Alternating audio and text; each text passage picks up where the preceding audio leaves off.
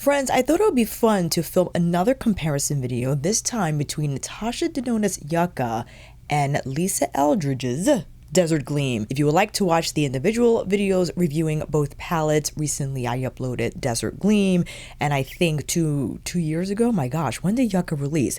I have a separate video on YUCCA, and this morning I uploaded a comparison between Pat McGrath's Midnight Sun and Lisa's Desert Gleam. Wanted to continue this comparison series because I think there are a ton of shadows in YUCCA that can be used to create looks that you can grab from Desert Gleam, but I already know that based off my comparison video I did already with Midnight Sun, Desert Gleam overall is going to be softer, a little more accessible, not as intimidating as YUCCA's more lush editorial offering. So why don't we begin? And I still have Decadence on standby, as well as Victoria Beckham's Olive. I also wanted to experiment using Victoria's eyeliners with Desert Gleam because there are a few discoveries I have made where I recognize that certain colors like Sahara is probably the least liked because it is so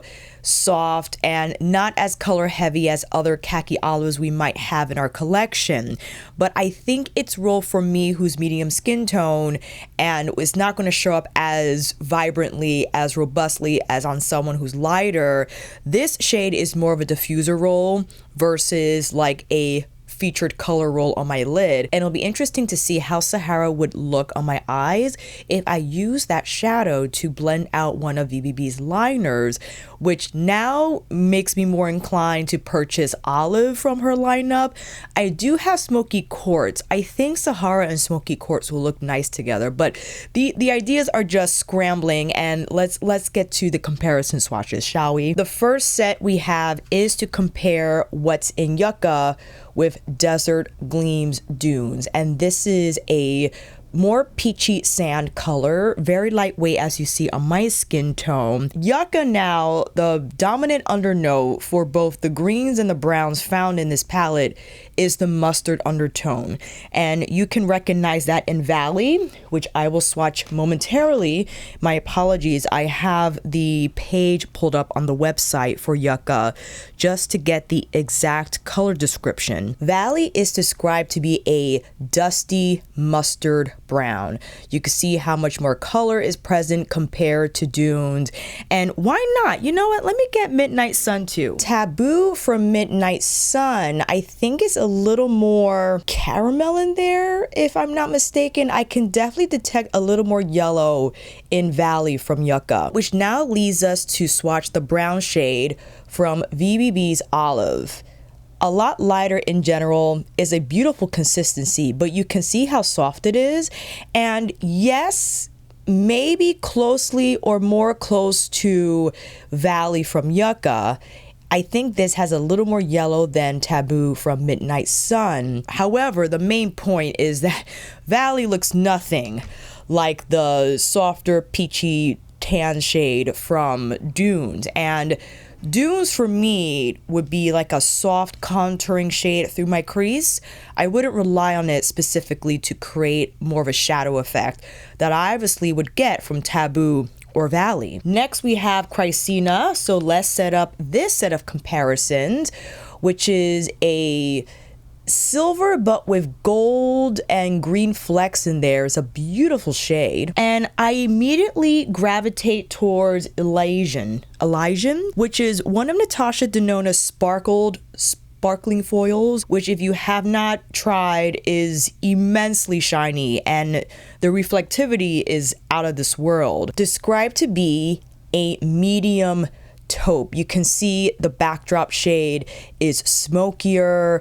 Both are beautifully shiny, but there's a little more texture here in Elysian. You probably know when using it, it just has that immediate covering. It just envelops your lid with that taupe shade.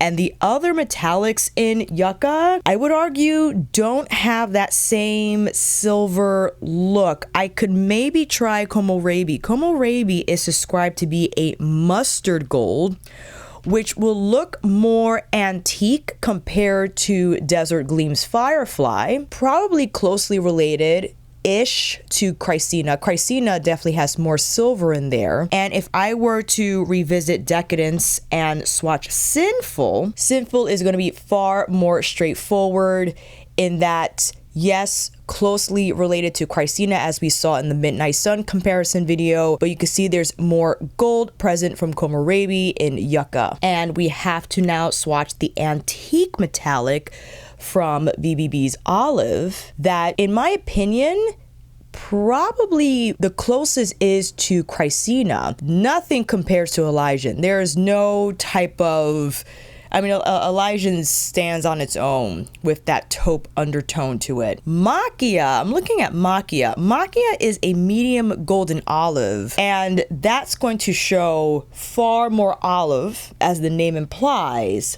compared to something like Chrysina. It's going to be a completely different color, as you can see. It's absolutely gorgeous, but it has that olive undertone to it. Let me swatch it again just so you can have a better idea of the shade. It is absolutely gorgeous. And if I were to quickly swatch Midnight Sun's Wicked Envy, Wicked Envy is far smokier, not going to possess the same amount of sparkle factor found in Macchia. Not even the same sparkle factor found in Chrysina. And now it's time to switch to the other arm, because I ran out of space. Acacia, we can set up now with Yucca's Flax. And I could already tell you, just from the swatch alone, that Acacia is going to appear darker. The thing is that Lisa's Seamless Mattes, just swatching this again for a more consistent look, Lisa's Seamless Matte formula is not completely powder matte. I think the powder mattes from Natasha's palettes, besides her cream to powder ones, are more powder ratio leaning. You can see that it's a little drier. There's a sheen in Lisa's Seamless Matte, if you can see from that swatch. And you can see Acacia is darker than Flax. I found the Seamless Matte formula is more buildable, where you could get it to this depth, whereas Flax is going to deliver depth once the brush hits your eyes, much like Extreme Midnight. Extreme Dusk. I kept on saying Extreme Midnight in my original video. My apologies. Extreme Dusk from Midnight Sun, I can quickly swatch here again. This is going to pack far more punch, and much like Natasha's matte is more powder base, I think Pats are even more powder base in my opinion. There might be a lower powder ratio in Natasha's mattes than what's found in Pats.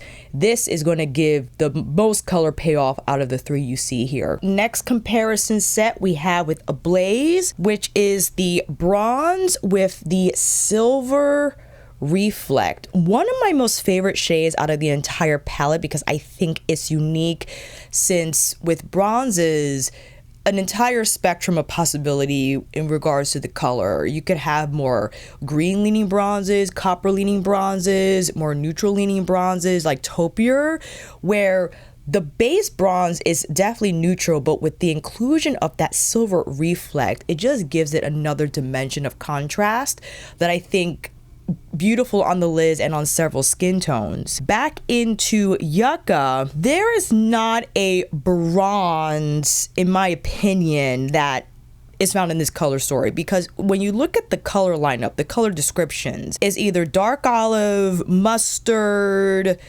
what else we have? The medium taupe, ray, that metallic is a green gold.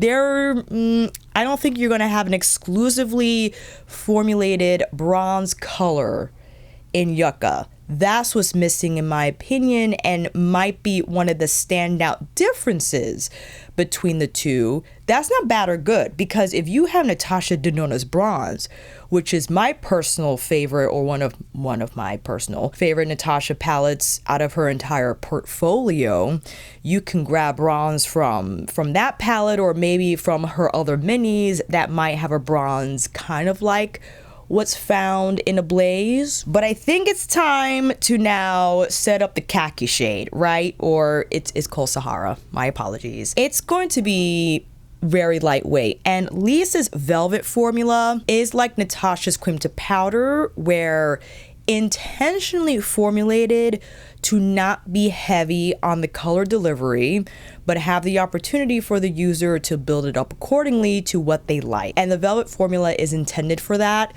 although I can understand someone's frustration if you wanted this color to be the main theme of your eye look. It's not going to deliver that vibrancy or that color intensity if you're my complexion or deeper. This color might come into play again as a diffusing shade. But if we hop back into Yucca, the standout comparisons are probably Acacia, Tipu, because Citrine and Camu Camu, they're more like the lime leaning shades. So we can swatch Acacia, which is funny how Acacia is also on Desert Gleam, but it's the dark brown shade. In this case, we have the golden olive. And you could argue that might be like a more olive version than Sahara, but they both have that yellow in the tone. And Tipu is described to be as a mustard green.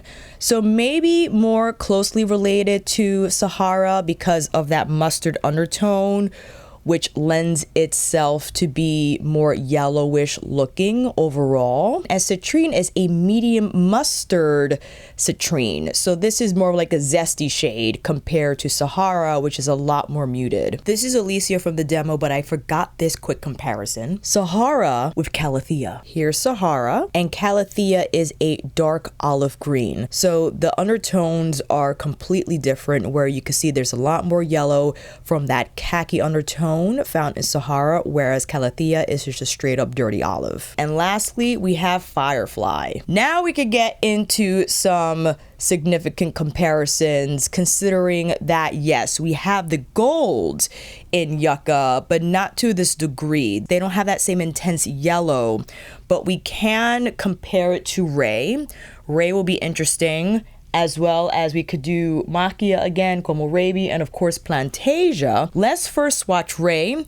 Not a sparkling foil formula, but it's the standard metallic, and it's described to be as a green gold. So compared to Firefly, it has more of an antique look to the shade. Plantasia is the Palace Duochrome, and it's a foiled green and bronzy rosewood. I think it's beautiful, and yes, we've seen this duochrome before, but looks nothing like Firefly. Como Raby, which we swatched on this arm, but will do so again, is the mustard gold, and as I suspected, was not going to look as gold, especially when compared to Firefly. And Macchia is the golden olive shade. You might see the gold in the color, so if I turn my arm this way, when the light hits it from that angle, you could see that gold reflect, and then when I turn, you could see more of the olive backdrop. Firefly, there's no olive in Firefly. So those are the standout comparisons that I've made. Oh, while we're here, well, I could have swatched the satin shade from VBB when comparing shades to Sahara, but I did that in the first video, so we don't have to do it again because it's entirely different than Sahara. But those are the standout differences between Desert Gleam and Yucca, and I'll be happy to demonstrate the application of some of these shades. And I also wanted to experiment with VBB's liners too. Maybe I'll save that for a short. We'll see how I feel during the demonstration. Also wanted to let you know that for today's look, I combined Charlotte's Unreal Blush Stick in Peachy Glow with Victoria Beckham Beauty's Cheeky Posh in Playground. I thought it was a great combination because Playground is like your neutral pink. It doesn't look dusty on me, but I wanted a little more of a neutral grounding from Peachy Glow, and having some of that pearl from Charlotte's blush formula mixed in with VBB's just plain cream formula, I thought was a great combination. So if you happen to have both, let me know when you start mixing, okay? Now I kind of want, since I've been liking this product, my eye is on Rosy and Cherry Glow, because I'm thinking I can combine Rosy Glow with Mini Skirt, and Cherry Glow would look gorgeous on its own, but you never know what I'll come up with. All right, let's get zoomed in. I applied Suku's eye primer, clip back the twist, and let's start with the Sandy comparisons. I'll first start off the look with Dunes, and I'm taking my Bishido Kolinsky brush, which is beautifully silky, but it's on the stiffer side, purposefully so I could pick up more color since it is tighter in the pan. Softer brush with Valley, because Valley is a little drier and will lay down more color initially than Dunes does. I forgot how much I love Valley because it's softer than Midnight Sun's Taboo. It's not as color heavy, definitely more color heavy than Dunes, but just that color alone, because of that mustard undertone, I just love how it looks on my complexion and immediately just creates that beautifully hazy eye with that brown. And I wish Natasha would come out with a mini yucca. I know it can be repetitive, I know, but I just adore the yucca shades, and to actually have an opportunity to travel with them, because I'm not packing this 15 pan palette, but I will pack a Natasha Denona mini. And if she can develop a color close to what Valley looks like, or just plop Valley in there, I know people are going to be mad about it, but I think Valley's just a gorgeous shade. I wouldn't mind, is all I'm saying. What can we follow up with now? Well, let's just do the simple dark brown comparison in order for you to see Flax in action, especially how it will compare to Desert Gleam's Acacia. And I would say if you're having trouble with Lisa's seamless matte formula, I would apply them with a stiffer brush, because a softer brush is not going to pick up as much color. The formula is not as powdery. I would classify this to be more of a hybrid matte from Lisa's portfolio. And with my Kolinsky brush, I thought I was able to pick up ample product. I mean, to the point where it might have been a little too much. So I'm just going to quickly whip and fix. Barely. I think I just made it more shadowy. It's fine. Now with my softer brush, diving into Flax and seeing what that does. And as I had said before, a more powder-based matte formula is going to lay down the color initially more so than with Lisa's seamless matte. The seamless matte can be built. And again, if you have the appropriate tool, you can make it so that the Acacia color can dial up to a swatch color intensity as you saw on my arm, but it can also be applied in a softer, diffused manner. Whereas Flax is pretty smoky from the get, and I would purposely just maybe not pick up as much shadow and maybe use an even fluffier brush, perhaps Squirrel, where it will not pick up as much as Red Canadian, which is what this Koito brush is made with. And perhaps that will kind of adjust the intensity, but you can see that seamless matte, despite how Acacia looks darker here, on the eyes, Flax definitely has more depth of color than what Acacia can deliver, even though I use a stiffer brush. So I think that's just the nature of the formula. Let's go in with Chrysina, as I feel there are more comparisons to Chrysina found in Yucca than there are with Blaze and Firefly. And this is my B-Shadow brush that's also made with Kolinsky. Fantastic shader that picks up this formula beautifully well, where it's even across the lid. And again, Chrysina just has incredible shine. Now, what can we do? I'm thinking Komorebi is going to be the closest to Chrysina. This is Komorebi here, okay? This is Sinful. This is Elasian. I personally would go in with Elasian because I adore that shade, since I think it's just stunning, where you have more of a taupey undertone metallic paired with a mustard tone brown.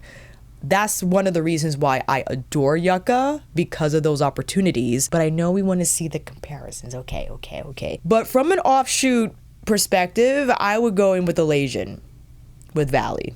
I'm just saying. But we'll apply Kohlrabi, don't you worry, just so we can kind of replicate what we created on our first eye. And yes, they look very similar.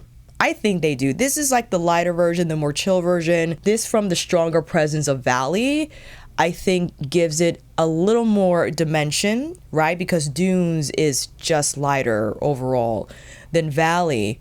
But hard to tell which one is more silver or which one is more gold. I can tell from a close-up mirror look here that I could detect a little more olive from Kohlrabi versus Chrysina. You know what I mean? But from here, I think they look similar. So if you wanted to create this look with Yucca, you most certainly can. I want to take this off, film another demo with you, but this time inviting a VBB liner into the mix. So let's take this eyeshadow off and I'll be right back. I'm having a hard time deciding if we should go in with VBB's bronze or smoky quartz. This is bronze, which yes, looks pretty brown-ish on the swatch, but when I applied this the other day, it has a little bit of an antique green in the undertone, but we can see what smoky quartz looks like. And I think smoky quartz can be quite lovely with Sahara, and that's kind of what I wanted to do for this demo.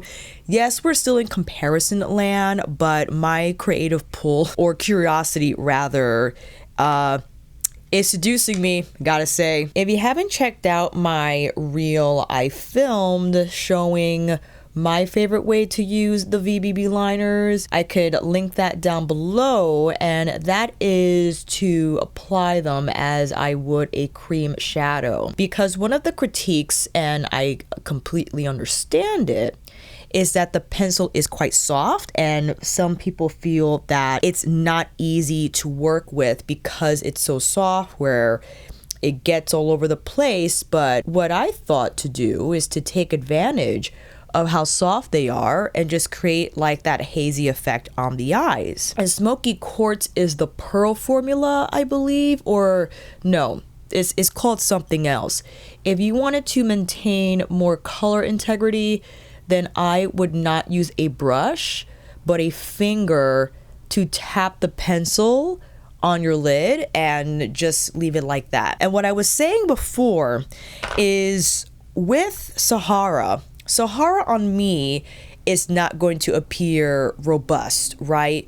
But someone else has suggested, well, maybe you can apply Sahara on a darker base just so you can bring that more khaki yellow shade forward. And you could try that as well. What I like to do is take Sahara and blur the edges of smoky quartz because I don't want it to appear green, but Sahara is going to give me just enough shading to soften the edges of that pencil application while still being the wheelhouse of smoky quartz, right? So I do like the fact, in this case, not all scenarios, I do appreciate the fact that Sahara is not going to be so color heavy where it could interfere with smoky quartz.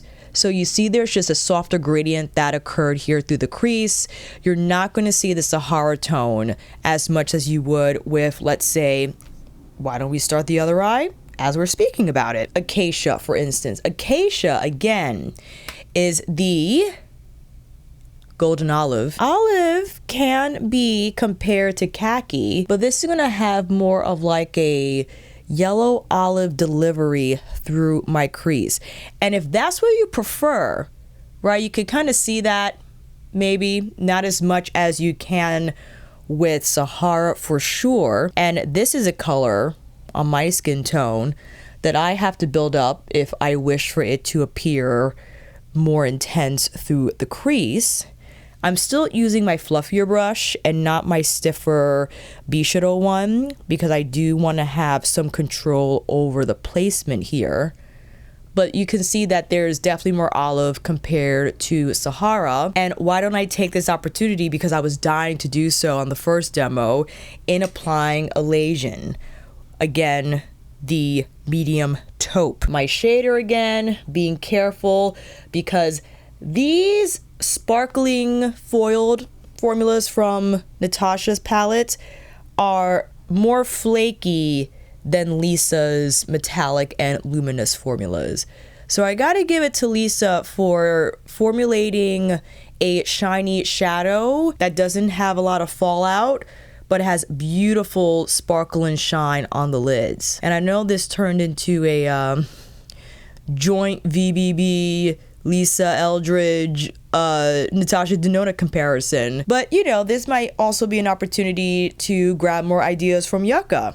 Now Calathea is the cream to powder formula, right, which I liken to Lisa's velvet formula. Cream to powder hybrid, a little tougher to pick up from the pan with a softer brush, which is why I will return to my Bishoro Kolinsky brush and pick up a little more Calathea, again the olive. And with this addition, you will see how it will transform the eye to be more olive leaning versus khaki leaning. And I will say that Natasha's cream to powder formula, despite it being lighter in color delivery that can be built up compared to her mattes, definitely more color delivery than Lisa's velvet formula. Lisa's velvet formula is significantly softer. It's not going to have that same at all. I mean, you could barely see Sahara through the crease compared to what I just did with Calathea, but you also saw that I wanted to purposefully achieve a softer haze through the crease instead of being more olive based. I wanted to return to our first eye and see if we can apply a little more Sahara under the lash line here. I could go in with smoky quartz actually. Maybe I can do that instead, and then use Sahara to smooth that out. So I'm just taking it through my lash line here. I'm not exactly taking it through the waterline, as I want to create more of a smoky effect through the lashes, if that makes any sense. And I think with Sahara, that kind of helped the blend a bit and just gave it a nice gradient to follow through with. And why not? Let's apply Calathea on our second eye. And this might be a lovely opportunity to invite Firefly, and something like Firefly, closely resembling it from YUCCA. We can then plop that on the inner corner, and I think that pretty, right? If you happen to have Victoria Beckham Beauty's Kajal liner in Smoky Quartz and Desert Gleam, what a lovely pairing to have that gold on the inner corner and then have that taupier shade all over the lid with Sahara blurring all the edges. Not bad. But what are we gonna do on this side? This side is pretty. And what I had described about Calathea, I could have used a softer brush for just a more diffuse look from the Calathea shade. It didn't have to appear that olive heavy, right? So if you're looking at this, you're like, that's a little too much. You can make it so that it appears more washed out, not as color heavy. So that really depends on the tool that you use, the pressure that you apply with that tool. But back to what shall we apply on the inner corner. I think we can go in with, oh, we already did Gomo Raby on the first eye. Let's see what Ray is doing. Ray is the traditional metallic. It's not going to have the same shine and intensity as what's found in Firefly. Also, it's going to have more of that green present in the shade. So you can see just how more muted this eye looks. Well, both eyes appear muted before I went in with Firefly. Firefly, I think, kind of changed the game a little bit, but that's fun. I think it's fun to invite more of like a vibrant color to the inner corner that isn't necessarily like a traditional icy pink, icy champagne ivory shade. Ooh, but I love how Smoky Quartz looks with Sahara.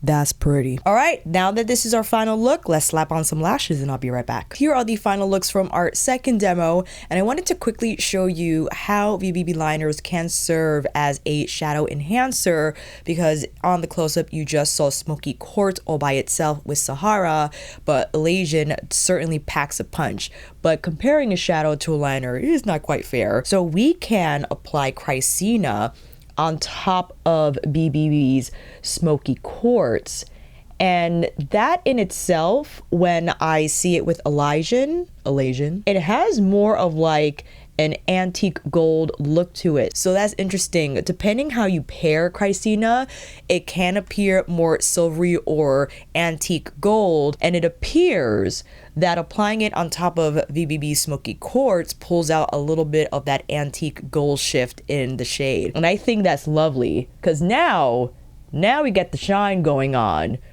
both eyes. But I want to show you Smoky Quartz all by itself, because if you actually like that more subdued look more, you most certainly can rely on shading out the pencil, leaving it as is, and following up, because you most certainly could just shade out the pencil like I did with my finger, or a brush if you prefer, following up with a matte of your choice, or maybe like a velvet formula or something like it, as I did with Sahara from Desert Gleam, and just achieve a chill crease, if you will. But you can see how it compares to Yucca, and similar to what I had described when comparing Midnight Sun to Desert Gleam, Midnight Sun just packs more punch, is bolder, is more editorial, and I feel the same way about Yucca. Although I would argue Yucca is a little more adjustable than Midnight Sun.